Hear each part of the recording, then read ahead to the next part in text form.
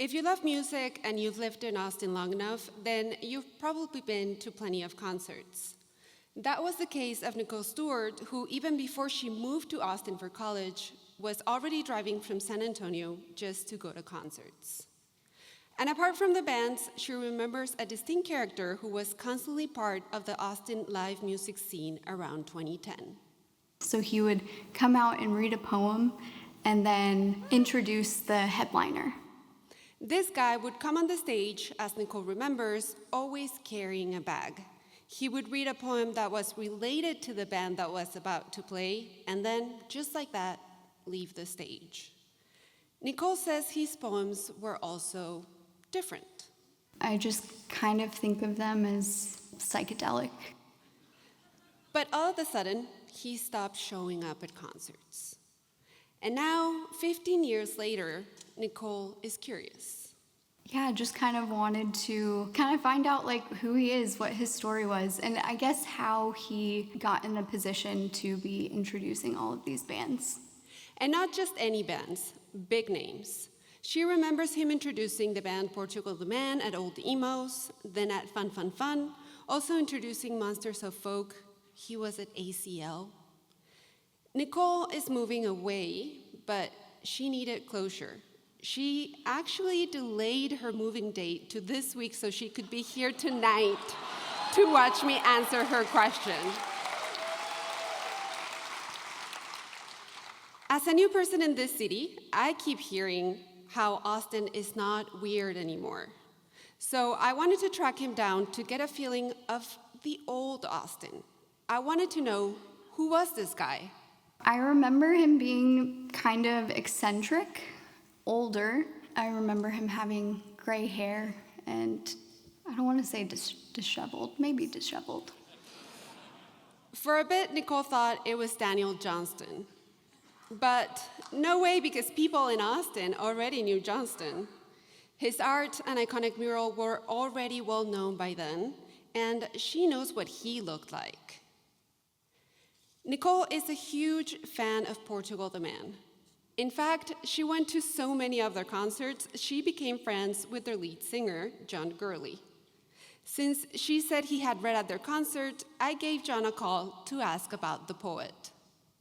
We had a friend, Dave Marjolin, that used to travel around, and he would kind of just recite poetry randomly. I gave him more details. Big guy, gray hair, maybe disheveled, read poetry about the band, and then John said the words I was afraid of. It's not Dave. Okay, back to square one. And since I was already talking to music folks, I decided to do some investigative reporting, go on a very long journey, and talk to people at our music station, KUTX. Because who knows more about Austin than people who work at a music station in Austin? Some had a vague memory of this guy, but everyone I talked to pointed me to the same person. A guy who saw the best and the worst of Austin's live music scene in the late 90s and early 2000s. The scene was really exciting, and on any Thursday night, you could see something that might just blow your head off. Turns out the one man who would have the answer to Nicole's question worked just down the hall. That's Jake Perlman. He's an audio engineer at KUT and KUTX, but he's so much more than that. He's a guardian of Austin music history, a man who's been in multiple bands and played in every venue in Austin, and who knows everybody. And let me tell you, Jake did not disappoint. There was a dude, I want to say he was from Chicago, and he would get up before shows and read kind of esoteric beat kind of poetry, and it was really cool. Okay, that sounds more like it. Jake knew about him because Jake was in a band called Lions. I just sort of remember the vibe would change when he was there. It really felt like that was the place to be that night.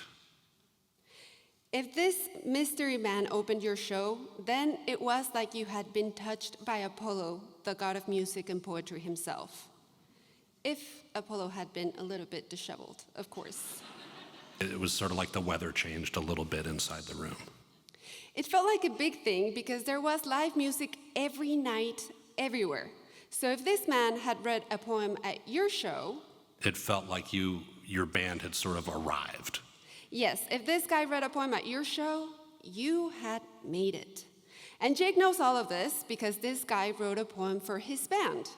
So Jake connected me with his old bandmate, and long story short, My name is Thax Douglas. I introduce bands with poems inspired by their music. Thaxter Douglas.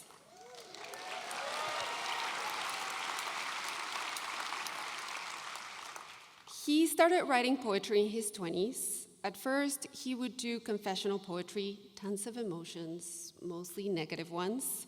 I think the idea at the time was almost like a kind of therapy. If you let it all out, or you let your negative feelings out into the sunlight so you can see them, maybe they'll be less frightening or something like that. But maybe he flew too close to the sun. He got burnt out. So he moved on to writing poems about people. That was okay for about a year, but then I got bored. Aesthetic boredom comes easily to me. At some point, he wrote poems about movies, dead artists, and hockey games. And by the late 90s, As a novelty, I tried writing a poem about a band, and something just seemed to click. That it just seemed exactly right to me. the ritual goes like this. If he's never heard the band, he listens to their music online. Then he approaches the band, sometimes in advance, sometimes he just shows up at their concert and says, "Hey, can I read for you?" They rarely say no. He writes the poem on the spot and reads for free. I feel like I'm an honorary part of the band for that one night. In Chicago, he opened for huge bands like Spoon, Wilco, and the White Stripes. What's important is it's a different band every night, so I never get bored. By the mid-2000s, Thax realized Chicago was a dead end. But he had heard great things about Austin. Someone had offered him a free place to stay here, so in 2009, Thaxter took the Amtrak down south. I hit the ground running in Austin. It wasn't a slow build-up at all. He knew the right people and would do a show every night. So that's why the 14 months in Austin is almost equal in my mind to the 12 years I did this in Chicago. He sold poetry books for $20 at the shows, and that's how he paid for his meals. Then he would crash on the floor of an art gallery. But the vibe in the city was changing, and Thax heard what all newcomers hear when they moved to Austin. You got here too late. Austin isn't Austin anymore. And I could see what he meant. And as nice as it was to have his work valued in Austin, he wasn't getting paid for it. He didn't do it for the money, but money was tight.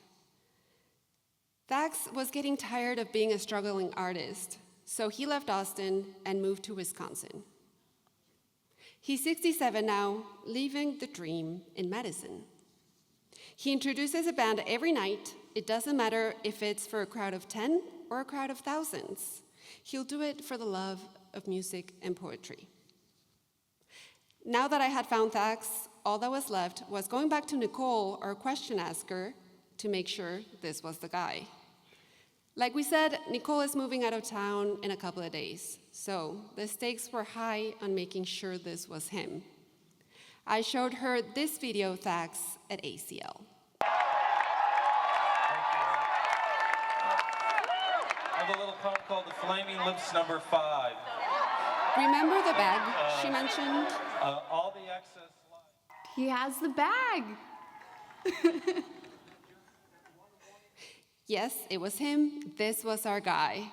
Thank you for tracking him down. This is very fulfilling. I think this is like a nice kind of farewell. Really bad. Thanks. I'm glad Nicole can leave Austin knowing Thaxter's story. But honestly, I don't think that's enough to give her a proper farewell. I want her to leave knowing her question brought back a little bit of that old, weird Austin, even if it's just for one night. So, ladies and gentlemen, Baxter Douglas.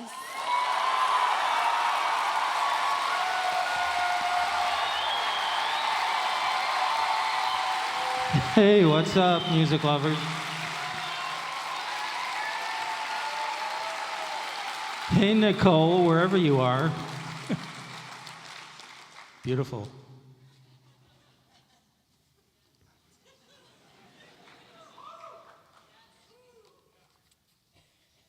All right, we're going to illustrate what I do. I write the poems really quickly, so I'm actually going to write it while they're setting up. Please welcome the official theatrical punk band of the Texas Longhorns, Tear Dungeon.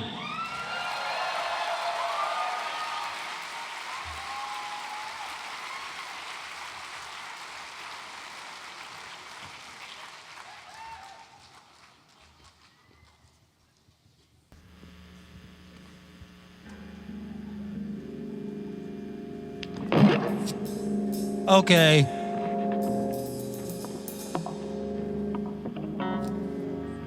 Their set's a little truncated, so this poem is called Tear Dungeon number 1A.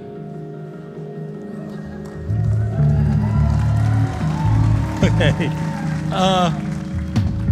A trembling romper room of flowers, wishing they remembered how to slam dance. It must have been so wonderful. Will someone please fertilize these flowers into motion? All right. Thanks.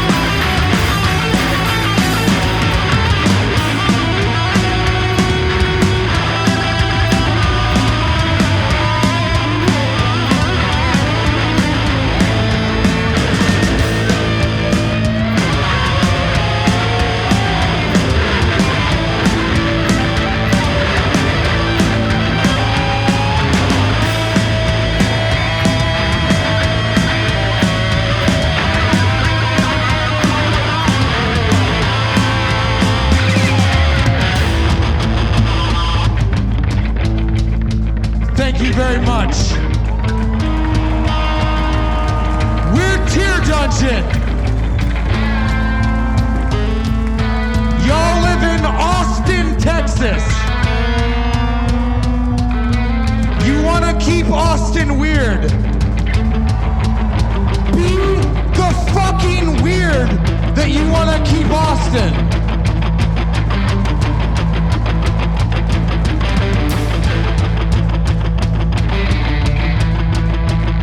So normally, we play it for a standing crowd, and I tell them to get down real low and shut the fuck up.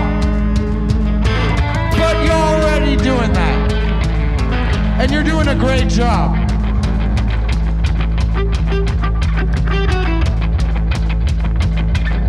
I wanna kill, feel the thrill like the wolves are doing. I'm naked in your mind, it's all the same, and nothing on your mind. I wanna kill, feel the thrill like the wolves are doing. Naked in your mind, it's all the same, nothing on your mind.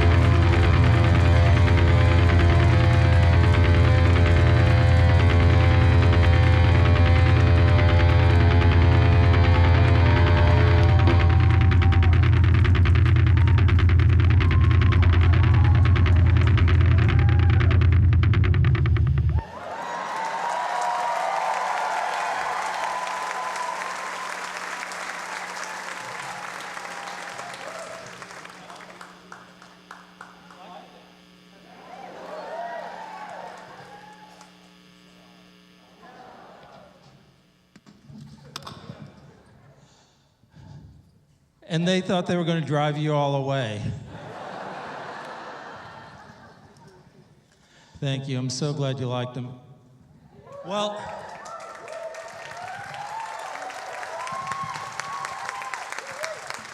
I guess before Matt closes tonight, I have a little poem about this whole endeavor you saw tonight. I have a poem called ATXplained.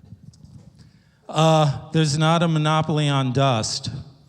There's plenty for everyone as sprites ride these dust ponies into photographs that are even less a symbol of real life than words were. As dust had the foresight to be democratic, there's a sort of happiness in sharing the misery of dealing with faded symbols from now on. All right, thanks. Thanks, Matt.